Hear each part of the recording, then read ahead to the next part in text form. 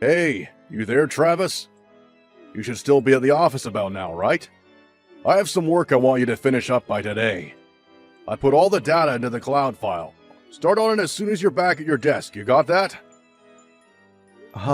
Yes, sir, Mr. Johnson. But to be honest, it's kind of hard for me to accept that assignment, sir. I'm already set to head straight home today. I mentioned it yesterday about not being able to work late today. Are you serious? You already finished work? Well, that's all out the window. Sorry, work comes before play. Just get it done, Travis. Got that? What's more important to you? Your career? Or some video games waiting for you at home? Get to work! The work I just assigned you involves the President's meeting set for tomorrow morning. If you don't get this done, it will certainly affect your career. Wasn't that the presentation documents that the section chief assigned to you? I was there during the meeting. Don't you remember? Yeah, well, I'm sorry to say that both me and the chief have already left for the day. So that leaves you to take care of things. Really? Can't you get someone else? Like I said, this is material that's needed for the President's meeting tomorrow morning. I don't have to tell you how important that meeting is now, do I? Besides, there's nobody left at the office now. Except you, of course. If you don't get this done by tonight, and I'm telling you, Travis, your future is sure going to look bleak as hell. I don't know how much longer I can bear this. Do you realize that I've been working overtime until midnight for the last 2 months? There were even days I ended up working all night and continued throughout the next day. Yeah? So what? Everyone does overtime on occasion. You're not the only one. It's just that I've really reached my limit. I don't know how much longer I can continue. Come on, Travis. You're not a kid anymore. What's with the victim mentality? You work for this company, and we pay you a salary, for God's sake. Stop whining and get to work, would ya? The longer you wait, the longer you won't be able to go home. Yes, Mr. Johnson. I'll get on it right away. Hey, Travis. I know you're working overtime again tonight, but I had to talk to you. Oh, hey, Sandy. Yeah, can you believe it? Is your boss forcing work on you again? You keep this up and you'll get burned out sooner or later. This can't last. Yeah, well, I just can't seem to get out of it. This whole mess, it's all completely my fault, right? I'm really sorry. It really was not my intention. What are you saying? This is not your fault, Sandy. It was all Mr. Johnson and that section chief, Mr. Blaine's fault. They should never have hit on you like that. Yeah, well, I suppose so, but you reported them to HR, and after a while, the top brass reprimanded them for how they were treating their staff members. Not really naming you specifically, but they knew, of course. Well, long story short, I was forced to resign. Isn't this whole mess making you work late hours payback for, as they would probably put it, snitching on them, right? I know you tried putting in a request for transfer to another department and even another branch office, but there's no guarantee when that will happen. I'm really sorry I got you into this mess, Sandy. Please, Travis, don't worry about me. I'm fine. It's you I'm worried about. Just don't push yourself too hard. I don't want you overdoing things. Just so you know, I'm working too, and you can just quit and find a new job. You've got plenty of potential. My dad was really worried too. Hey, Travis, you okay? Have we been cut off or something? Are you seeing this text? What's up? Are you there? Did something come up? Are you back working? Travis, answer me! Hey, Travis, you seeing this? I heard you were taken to the hospital. What the hell are you doing? You just dumped that work I assigned you. Those documents for the President's meeting today. Are you out of your mind? You really think this kind of scare tactic is gonna change anything? I mean, calling an ambulance while working overtime. Trying to highlight your ill treatment or something? Well, it isn't gonna work, buddy. According to the doctor, they say it's exhaustion. More like weakness, if you ask me. How can you become exhausted just for working a few nights of overtime? Stop your belly aching, Travis. You're such a fuss spot. Get a good night's sleep, and you'll be fine, for God's sake. It's my job as your immediate superior to discipline irresponsible employees like you. Show you how things are done around here. I'll stop by the hospital tomorrow morning with your laptop. If you don't want to get fired, I suggest you get to work, buddy. Hello, Mr. Johnston. It's been quite some time, hasn't it? Hasn't been long at all. Something wrong up there? You in the psych ward or something? We just talked at the office yesterday. This is Sandy, Travis's wife. You remember me, right? Say again? Sandy? Yes, I don't know your line address, so I'm replying to you on my husband's phone. I hope you don't mind. Sandy, I didn't expect to hear from you. You took me a bit off guard there. I didn't realize you were so impatient to talk to me. I don't blame you. So, I guess you thought it over and came to the conclusion that I was the better option, huh? Kinda late for that, but still. Aren't you a little worried of leaving a record of our intimate conversation on your husband's phone? Not worried of the consequence, huh? Which means... Would you stop forcing my husband to work every night? Huh? What are you talking about? I'm not forcing anybody to do anything. That ambulance? That was all my doing. I called them last night. You called them? Why'd you go and do that? I was conversing with him through line last night when it suddenly went dead. I couldn't get a response from him after that. I was extremely worried. I called security and asked them to check out his office on the 3rd floor where he was working late last night. After some time, they made the rounds and a security guard found my husband on the floor, passed out cold. Wait a sec. I was not aware of that. This is not my fault, you got that? Don't blame this on me. The only reason he was working late is because he's slow. He's always taking a break and wasting precious time. He's got to work overtime. It's his own damn fault. Do you really expect me to believe you and Mr. Blaine? The two guys who were joking about sharing me? How can I trust what you guys say? You're not blabbing about this nonsense to other people at the office, are you? We don't need groundless rumors spreading. I've refrained from expressing my true opinion regarding how you've treated us, but this has gone far enough. I know this is all about giving you the brush off. You're just getting back at me, aren't you? Excuse me? How could you say that to your boss? You're not my boss anymore. You're twice as old as my husband and I. Don't you think it's a little cringeworthy for a middle-aged guy to be salivating after a young woman, a former staff member? You little ungrateful sneak! All I was trying to do was make office life easier for you, so you can do your job. To take you under my wing and teach you the ropes. That's all.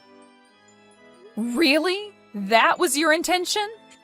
You seemed like you wanted more than that. That's why I refused. What was so wrong about that? I did my job properly and on time. There was nothing to fault me for. You think you're going to get away from insulting me like that, you spoiled brat? I've talked to my husband already. I'm recommending that he resign. What? Are you serious? Goodbye, Mr. Johnston. You really have nerve. You know that? You're just going to convince the guy that you rely on to live day and day to just up and quit, huh? Yeah, right.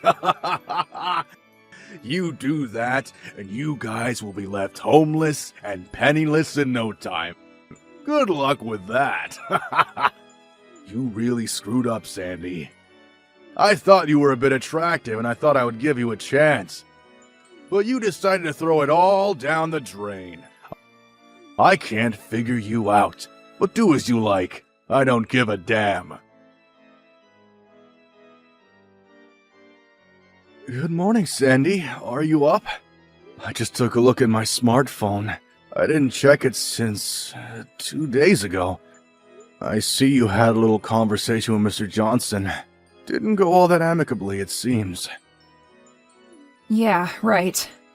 Not a real friendly conversation, I suppose.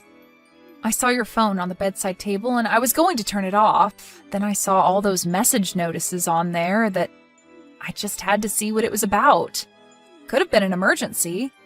Well, it was all Mr. Johnston. He was trash-talking you as usual. And after reading it, I just couldn't take it any longer. I just blew a fuse and just let my feelings out. I'm sorry. Don't be. When it comes to my well-being, you always tend to blow a fuse. I'm really sorry, Travis. I really shouldn't have gone off on him like that.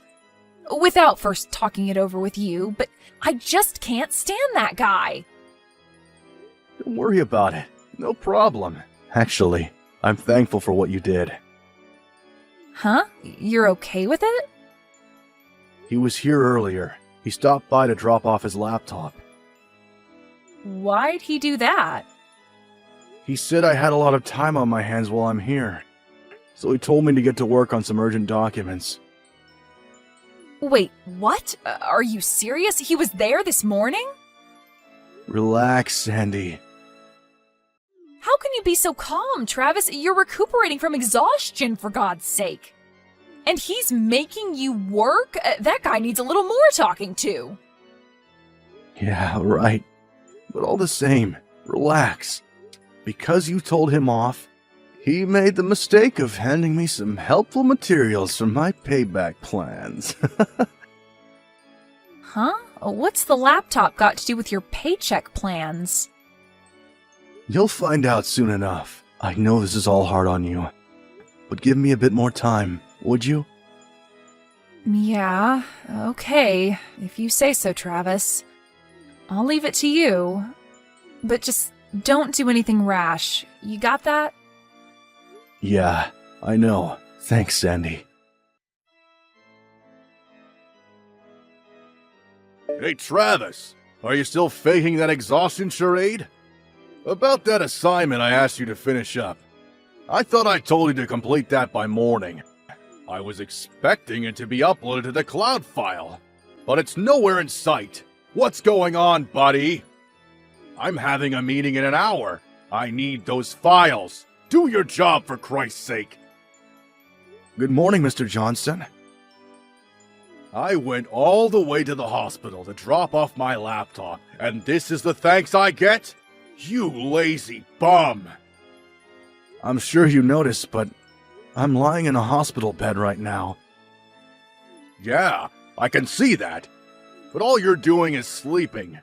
You can move those fingers and tap away at that keyboard, can't you? I had the forethought to take that laptop to you so you can get your work done and save your job. Can't you see that, for crying out loud? I'm very sorry about this, Mr. Johnson. I know you need those files, but I was ordered not to work and to get adequate rest while I'm here. Excuse me? Am I hearing you right? I'll give your laptop back to you later, okay? You better have someone else work on those documents. What the hell are you even talking about? I never gave you such orders, and Mr. Bain didn't either. Oh, I get it. Doctor's orders, huh? The doctor ordered you to take it easy and not work, is that it? Yes, as you say, the doctor did say that, but... These doctors, they always exaggerate these things. You know that. Just ignore the guy, would you? Yeah, but this is a request from the company. And I can't very well ignore a request from the company now, can I? Or do you want me to just disregard company policy? Like I said, I never gave such an order. Are you deaf now? This is a request directly from the president of the company. Hold it a sec. What did you just say? The president? The head of this company? That's right. The president, CEO of the company. He contacted me directly and ordered me to rest and not work. Why in God's name would he do that? Why are you even connected to him? You're just a lowly staff member. Why would he even be aware of your presence? It was that laptop you brought me. Yours, wasn't it? Excuse me? The laptop I brought you? I have no idea what you're getting at, buddy.